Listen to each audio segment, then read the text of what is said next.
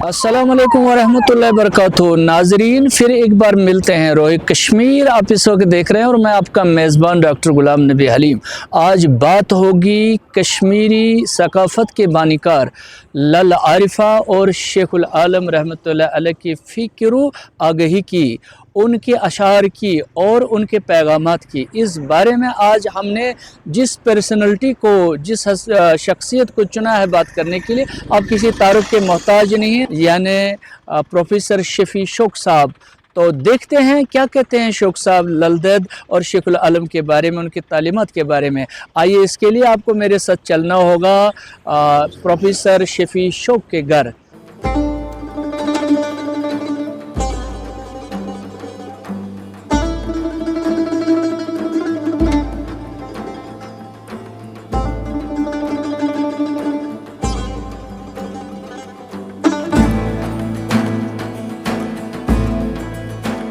जी, professor Shafi शौक साहब, आपका खैर मकदम है हमारे पॉडकास्ट में।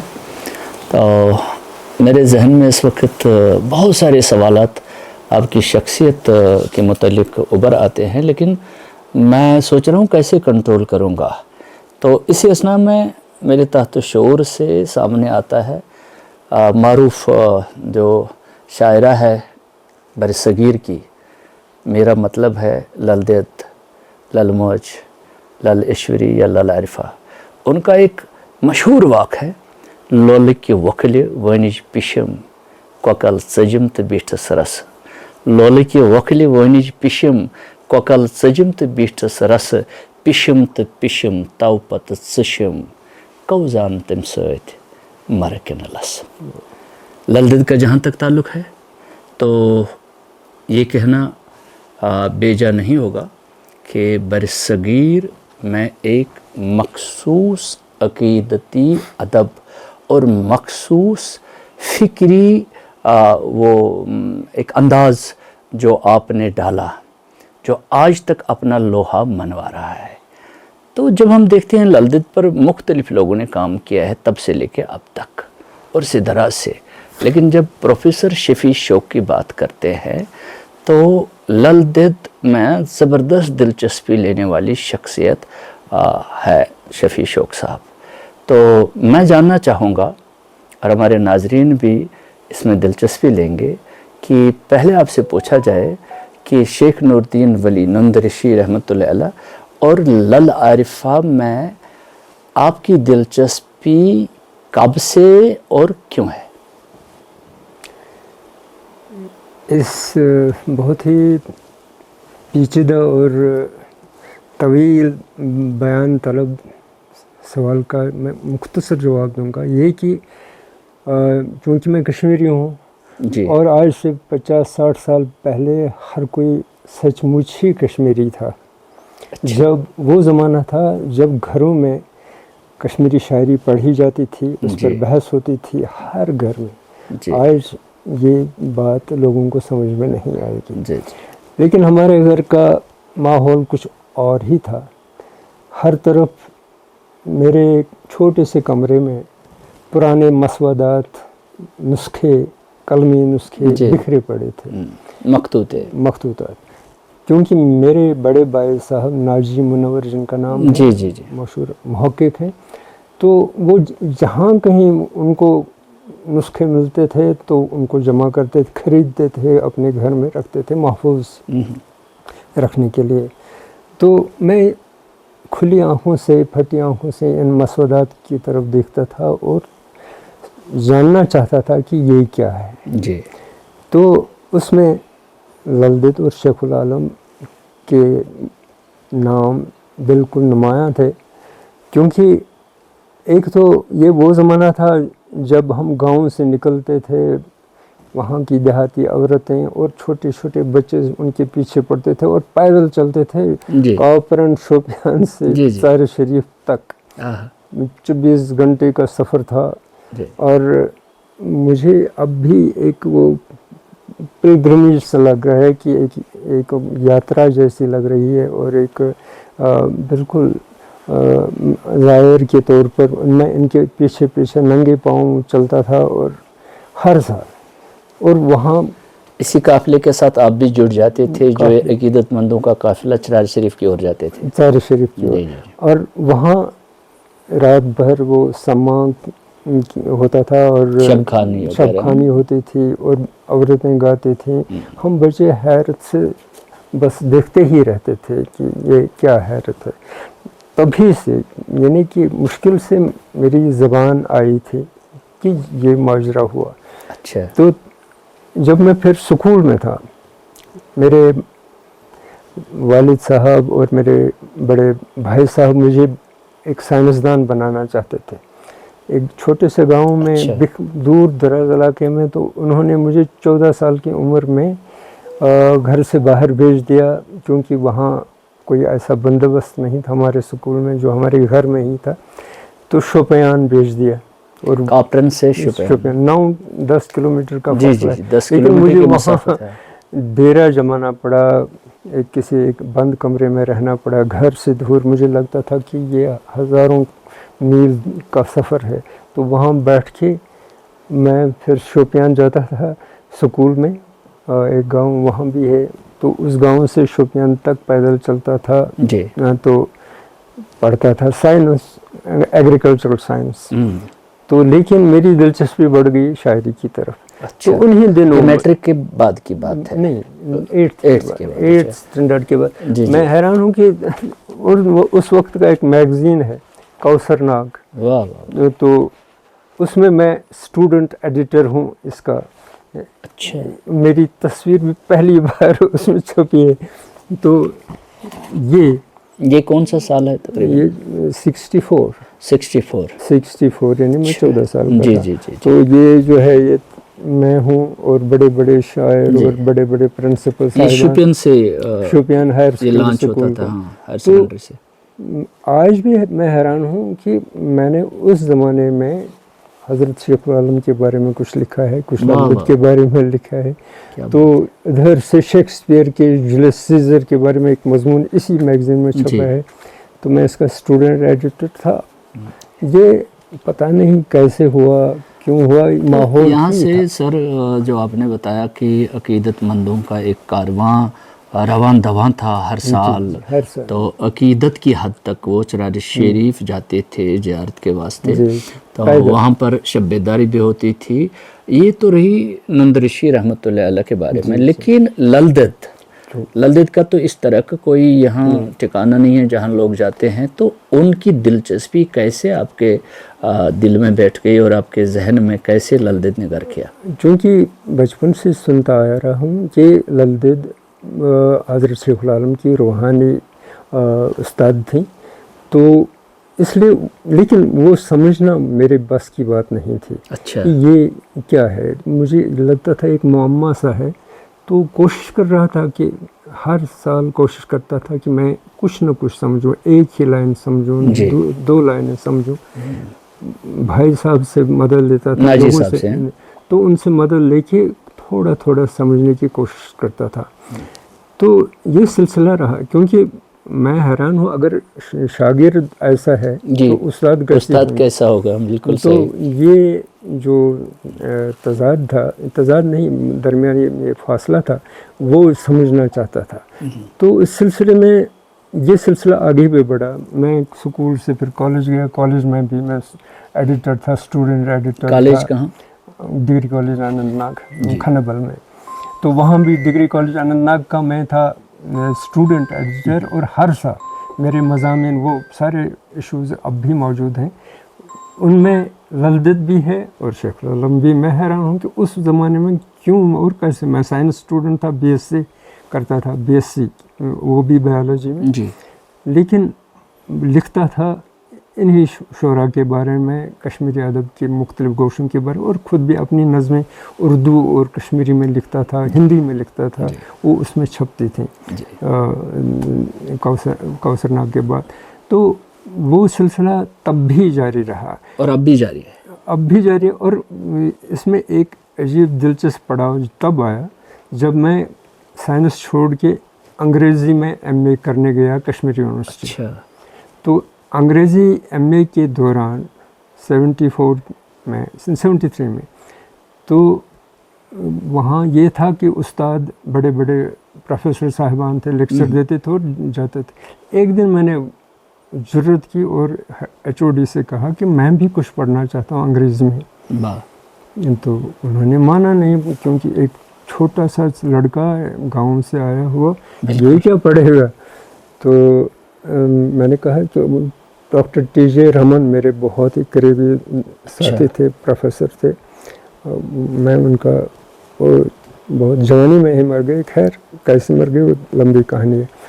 तो उन्होंने इजाज़त दी। हाँ, तो सब प्रोफेसर साहिबान थे, स्टूडेंट थे, लड़के थे, लड़कियां थी। तो सेमिनार था, सेमिनार मेरे लिए सेशन ही रखा गया। अगर ये चाहता है तो बोलिए। मैंने कहा ललदेद एंड चौसर। अच्छा, जैसे एक्सटेंशन लेक्चर होते हैं उसी पैटर्न लेकिन पे। पढ़ के जी जी जी। मुमकिन है प्रोनाउंसिएशन ठीक न रही हो, लेकिन ये ढंग रह गए, क्योंकि हम असर शायर हैं। इंग्लैंड का चौसर और हमारी लल्ला अरिफा। तो मैंने ललदेद एंड चौसर एक मजमून पढ़ा कि तकाबुली मुताला एक ही ज़माने के दो शायर कैसे हो सकते हैं अलग। एक तो तमद्दुनी तफावत है ही, लेकिन ज़माना यकसान है। तो इनमें मुश्तरक क्या है और मुखालिफ क्या है, और क्यों मुख्तलिफ हैं, सिमिलरिटीज़ क्या है इनमें और डिसिमिलरिटीज़ क्या है। तो कोट किया चौसर से भी और ललदेद से भी। दोनों का अंग्रेज़ी का कलाम जो चौसर का है वो अनइंटेलिजिबल है फॉर मॉडर्न रीडर्स, वो नहीं समझ पाते। इसी तरह ललदेद के कुछ वाक़ ऐसे हैं जो आज की जनरेशन को समझ में ही नहीं आते। मैं कहूँगा बेशतर वाक़ ऐसे हैं। एक तो मुझे बहुत ज़्यादा तारीफ़ें मिली। हाँ, कहीं कहीं अंग्रेज़ी प्रोनाउंसिएशन में गलतियाँ हुई, लेकिन वहाँ के HOD साहब जो थे मुझे बहुत चाहते थे, वो डॉक्टर MS स्वांट साहब जी। तो उन्हें उसी दिन से कहा आज से इसका नाम शफी नहीं है, इसका नाम ललदेद है। तो हर कोई मुझे कहता था ललदेद। मैंने वो ताना नहीं समझा, मैंने समझा ये मेरे लिए इज़्ज़त का मुकाम है।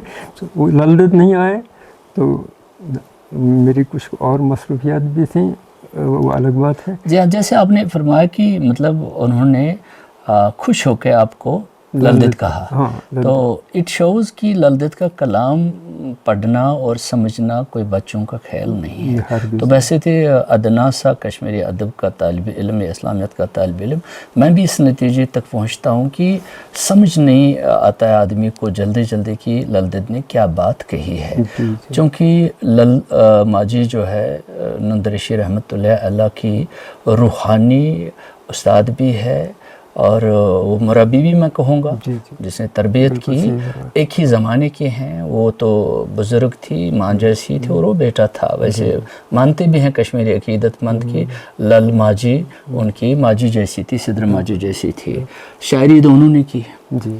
क्या वजह है कि उस्ताद जो है ललदेद, उनके कलाम को वही फॉर्मेट है, उसको वाक़ कहा जाता है, जबकि जो उनका तालिब था, शागिर्द था, डिसेबल था, शेख नूरुद्दीन वली रहमतुल्लाह अलैह, तो वो भी उसी कालिब में जाके शायरी करते हैं, लेकिन उनके अशार को शुर्क कहा जाता है। क्या वजह है? मुख्तलिफ तशरीहात हो सकती हैं। एक तो ये कि ललदेद का कलाम जो है वो ज़्यादातर शैव मत के फ़लसफ़े से जुड़ा हुआ है जी। और यहाँ का जो ब्राह्मण तबका है, पढ़े लिखे लोग, वो इसको ऐसा मानते थे जिस तरह हम अभी कह रहे हैं कि ये नाकाबिल समझ है आम बिल्कुल, लोगों। बिल्कुल। वो भी कह रहे थे कि ये नाकाबिल समझ है। तो उन्होंने उसको वाक़ तो एक संस्कृत लफ्ज़ है, आप जानते हैं, वाक़यानी भी कहते हैं, लेकिन वाक़ भी संस्कृत लफ्ज़ है। डिक्शनरी में तो वाक़ है। तो ये वाक़ जो है कि इससे उनको शायद ये एहसास होता था कि ये एक रूहानी चीज़ अलग है जो मादी दुनिया से कुछ परे है।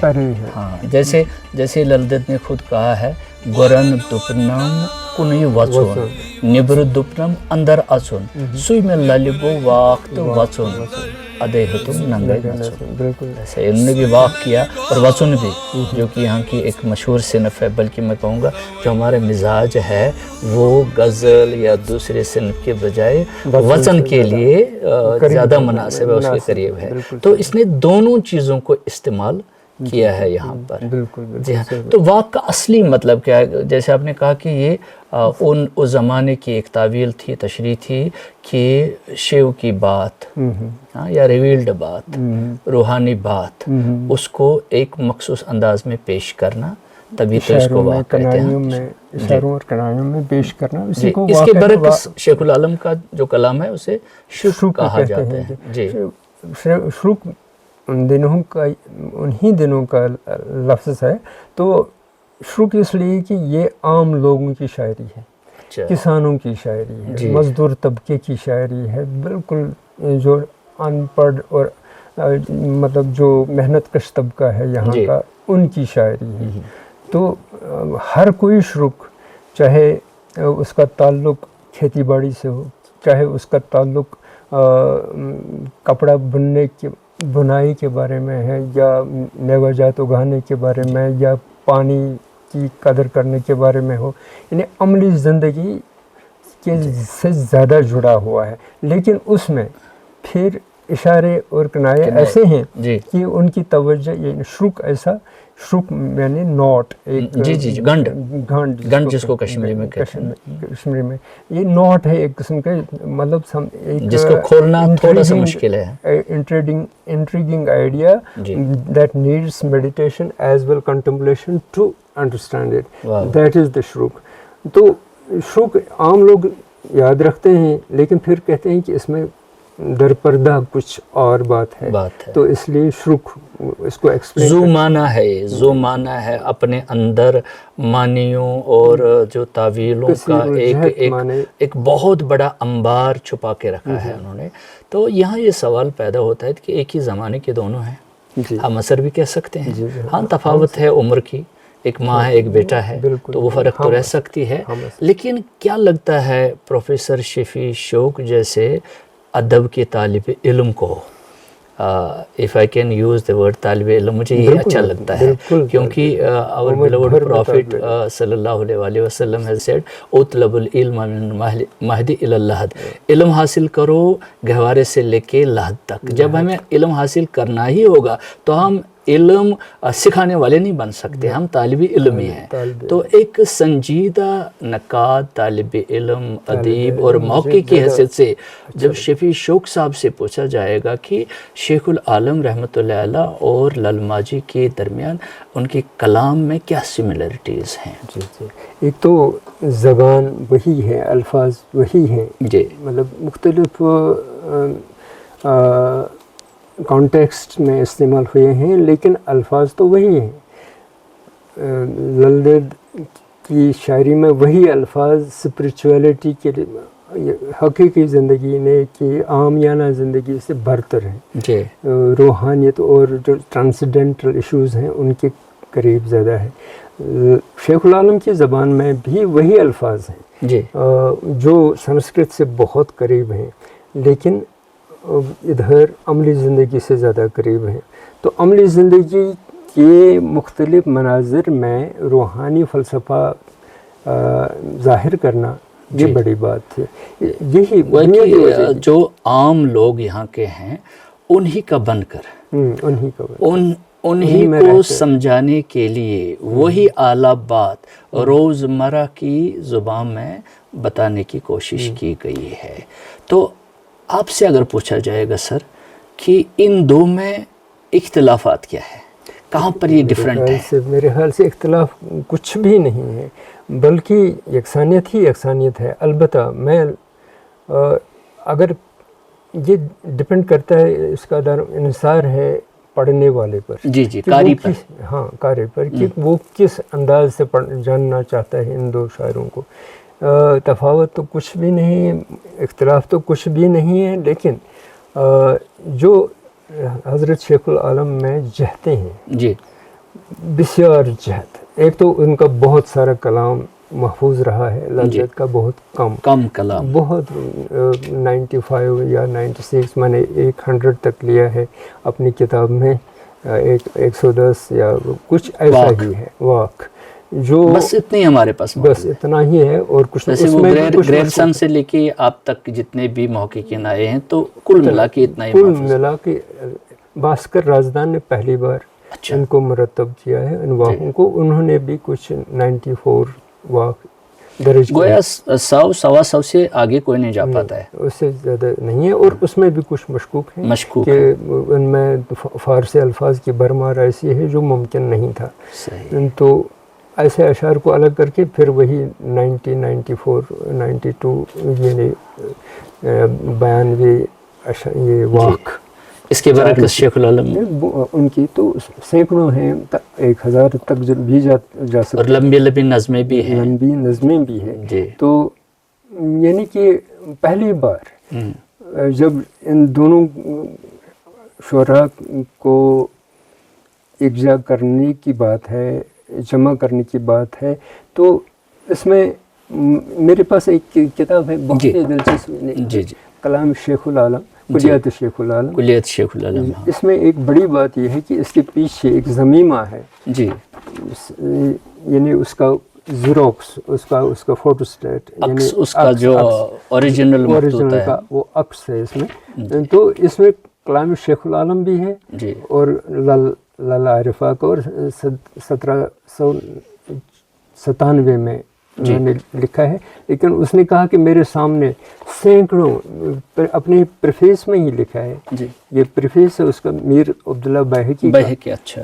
तो पहले ही सफ़े पर मेरे सामने इतने सारे मसवदात बिखरे पड़े हैं, लाला आरिफा का और हज़रत शेखुल आलम का, क्योंकि मैं हैरान हूँ कि ये अगर जमा न किया जाए तो ये सारा ज़ाया हो जाएगा। बिल्कुल। तो फिर उसने अपने कलम से ये मसवदा लिखा है जी जी। तो इसी की बुनियाद पर ये कुलियात है जी। तो ये दिलचस्प उसी मसवदे को आज के खत में लिखा गया। और इस मसवदे का जिक्र ये जो बुहलर का कैटलॉग ऑफ संस्कृत मैन्युस्क्रिप्ट्स जी, तो उसमें भी इसी मसवदे का जिक्र है कि मीर अब्दुल्ला बैहकी साहब ने ये लाल और शेख का कलाम महफूज किया पहली बार।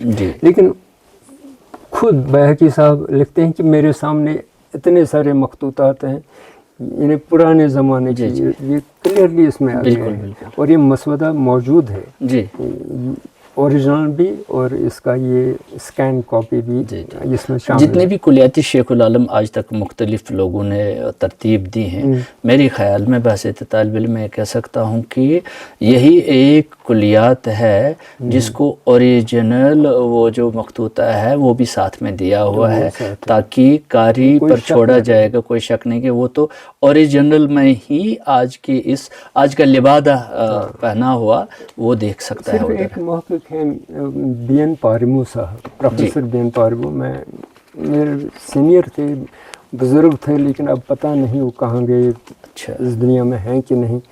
तो उन्होंने एक पहली बार जब शेखुल आलम का कलाम अंग्रेज़ी में लिखा, ट्रांसलेट किया, कश्मीरी है वो, हाँ कश्मीरी है, तो उन्होंने ट्रांसलिटरेट भी किया है साथ साथ जी जी, ट्रांसलेटेड का कलाम unity and diversity cultural academy ने छापा है, यूनिटी एंड डाइवर्सिटी। तो यूनिटी एंड डाइवर्सिटी उसमें जिक्र है इस मीर अब्दुल्ला बैहकी के कलाम को, मेरे पास मौजूद है। बहुत अच्छी बात है। तो मैं उसी को पढ़ने की कोशिश कर रहा हूँ, लेकिन उसको एक गलती ये हुई है कि उसने जन्म से मरने तक उनकी ज़िंदगी के साथ जोड़े हैं वो अशार, वो ठीक नहीं। अच्छा।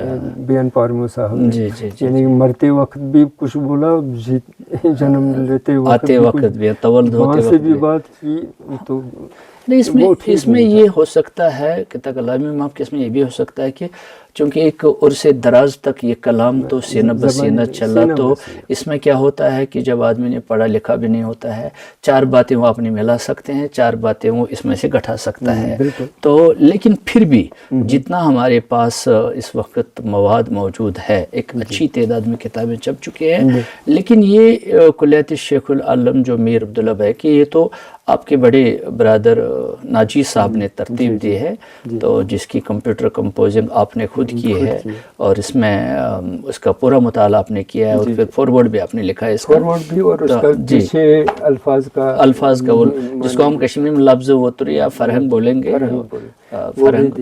تو یہاں پر ایک اور سوال میرے ذہن میں ابھرتا یہ ہے کہ للدیت اور شیخ العالم رحمۃ اللہ علیہ ہم اثر ہونے کے باوجود ان کی جو فکری اور سماجی ترجمانی جو انہوں نے اپنے دور کی ہے، وہ کس حد تک انہوں نے اس میں وہ اپنا کردار ادا کیا ہے؟ کیا للدید نے اپنے زمانے کی سماجی، روحانی، مذہبی اور اعتقادی اور فکری ترجمانی کی ہے؟ اور میرے ذہن میں ایک آتا ہے وہ واقع ہے ان کا، ہچو ہارنج پیچو کان گوم ابک چھان پیوم یتراز دانے مزباغ بازرس کلف رسوان گوم تیرت رسپان گوم کس مال زانے۔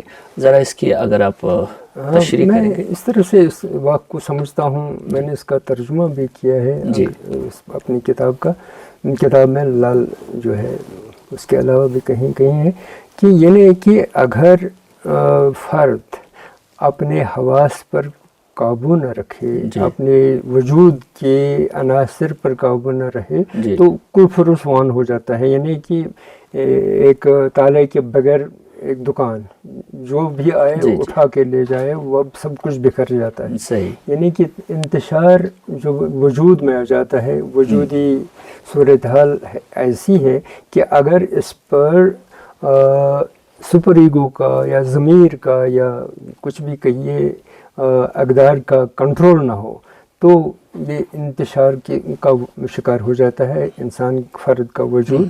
تو پھر اس میں کوئی معنی اور مطلب مدعا کچھ بھی نہیں رہتا ہے، جو چاہے وہ اٹھا کے لے جائے گا۔ اور یہ بات اس میں انہوں نے زبان بھی اعلیٰ پائے کی، دیکھیے سر آپ کتنی اعلیٰ پائے کی زبان ہے، اور تشبیہات یا استعارات کیسے استعمال کرتی ہے۔ ہچو ہارنجی، لکڑی کی کمان، جو اس پہ کان جو ہونا چاہیے تھا وہ ہونا چاہیے تھا آئرن کا، لیکن یہ کہتے ہیں گاس پھوس پیچھو۔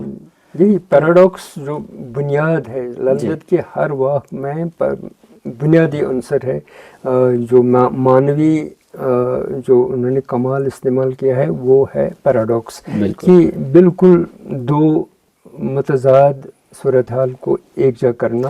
جمع ضدین ہم کہہ سکتے ہیں، جمع ضدین، جمع ضدین مطلب یہ نا ہچو ہارن، ناممکن بات ہے کہ لکڑی کی ہارن ہو سکتے، کمان ہو سکتے ہیں، تو اس میں اور پھر کان لاحاصل چیز ایک لاحاصل بات ہوتی ہے۔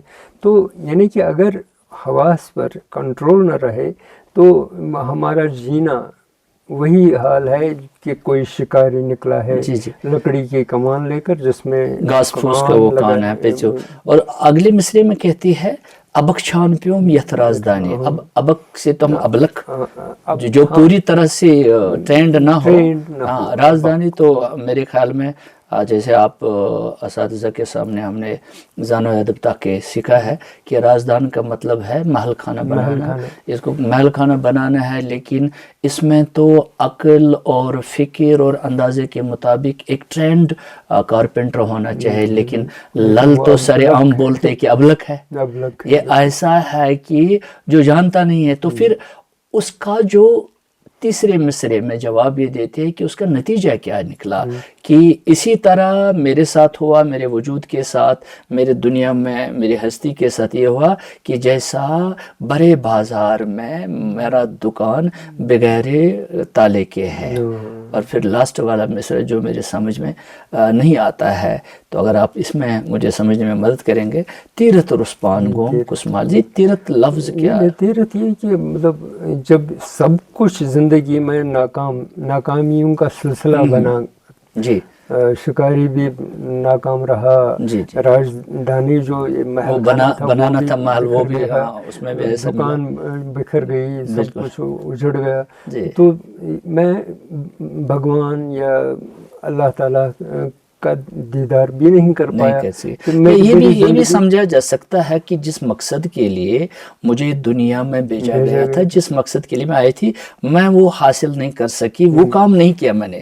یہ آپ کی میری ہر ایک کی بات ہے، انکساری کی انتہا، انکساری کی انتہا ہے کہ کچھ لوگ ایسا کچھ نہ کر کے بھی کچھ کہتے ہیں کہ ہم نے بہت کیا، حالانکہ لیکن انکساری کی انتہا دیکھیے. یہ کہہ رہے تیرت رسپان گوم کسمال زانی کہ میں یہ بالکل آپ نے 101% صحیح جگہ میرے اس سننے بوزک، جس کو ہم کشمیری میں کہتے ہیں نا، بوزک بل، جو سننے کا جو آلہ ہے میرا یا ایک وہ احساس، وہ وہاں تک پہنچا دیا کہ تاریخ کے پنوں پر اب بھی یہ بات ہمارے مورخ حضرات لکھتے ہیں کہ جب لل دید نے شیخ العالم کو بچپن میں اپنے گود میں بٹھا کے دودھ پلانے کی کوشش کی، تو پھر عورتیں جو دیکھتی تھیں کہ اتنی دلچسپی یہ یوگنی یہ کیوں لیتی اس بچے میں، تو پوچھا کہ لل دید آپ کو اپنا کیا بچہ ہے؟ میں کشمیری میں کہوں گا للی کیا پانن شورا. تو بڑی حسرت کے ساتھ لل دید نے لمبی آہ کھینچ کے کہا، یاں گچھم گبرا صدر مز لالا. زبان کیا ہے؟ یاں گچھم گبرا صدر مز لالا، نت شالا زن آسیو ونگنی، یاں گچھم کورا فاطمہ زہرا، نت نار کوہرا ہن کلس پٹھے.